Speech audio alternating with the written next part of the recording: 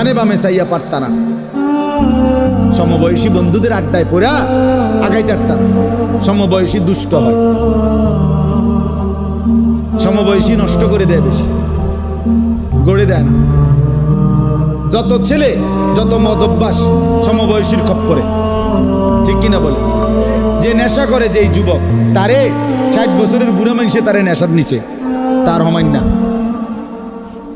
যত ছেলে জুয়া খেলে, তারে 90 বছরের বুড়া মানুষে জুয়াত নিছে না, তার সময় না,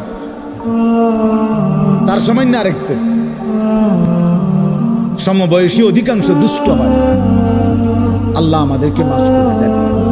তাই এই জন্য আল্লাহ তাআলা বলেন, প্রত্যেক জাতির জন্য আমি কুরবানি দিয়েছি, প্রত্যেক জাতির জন্য আমি হজ্জের বিধান দিয়েছি, প্রত্যেক জাতির জন্য আমি ইবাদত দিয়েছি। অতএব কুরবানি প্রাচীন, হজ প্রাচীন, আল্লাহর ইবাদত প্রাচীন, ঠিক কিনা বলেন? আর সবটার উদ্দেশ্য